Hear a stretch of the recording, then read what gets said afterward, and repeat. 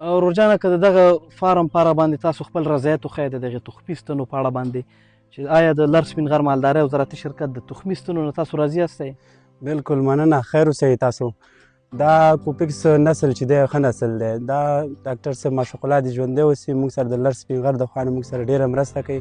مننه. هغه دغه چې دی شیدو پیسدو کې هم ښه ده او وار راوړلو کې هم ښه ده. د مرستیا په اړه هم ډېر مقاومت لري. ښه، ډېر ښه. نو مقاومت یې ډېر دی. زه هغه مالدارانو ورونه خواهش دا کوم چې دغه کوپکس نسل چې هم د شیدو مقاومت لري هم د مرستیا مقاومت لري، په غوښو کې هم ښه دي، ځانونه ښه ساتي.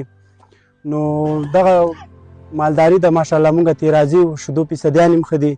د غوا د لنګون د هر لنګون سره پیسدین ډېرېږي، زر بیرته وار هم راوړي او نسلونه هم پسې نور صفا کېږي. ورور جانه که دغه فارم په راباندې و چې دلته ستاسو د دغه نسل نه جګې شیدې څومره که یو ټیټې څومره دي؟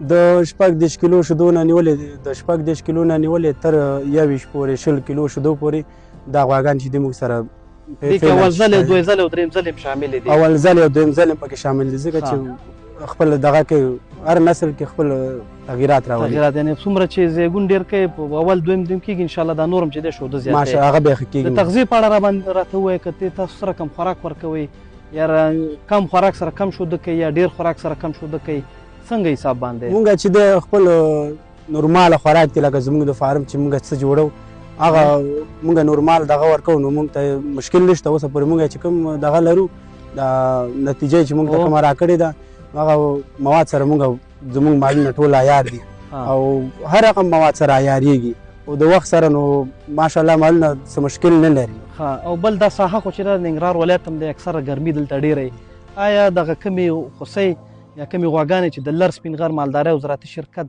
د فرانسوي کوپکس تخمي ستنو نه زیږېدلي دي د ګرمۍ مقابل کې څنګه دي؟ د ګرمۍ نه هم ښه دي او د یخنۍ نه ماشاءالله مقاومت کې ښه دي. ښه، ډېر ښه، ډېر ښه. اوس خو دلته لږ مرضونه هم تېر شو، لمفسکن تېر شو، دا نور مرضونه تېر شو، دې مقابل کې څنګه و؟ کم یو زیان خو یې ورنه کړه کومه غوا؟ نه الحمدلله مونږ شکر دی بیخي امن امان. ښه، ډېر ښه. یعنې د لر سپین غر مالدارۍ او زراعتي شرکت د تخمي ستنې تاسو استعمال کوئ او هغه خوسۍ په غواګانو بدلې شي، نو انشاءالله دغه ټولو مشکلاتو نه تاسو خلاصېږئ، هم به مو اقتصاد ښه شي او هم چې دی یو اصلي او پیاوړی نسل به ترلاسه کوئ. نو کوشش وکړئ چې د لر سپین غر مالدارۍ او زراعتي شرکت د کوپکس مومبلیارد نوم په یاد وساتئ، ځکه ټول مومبلیارد یو شان نه دي.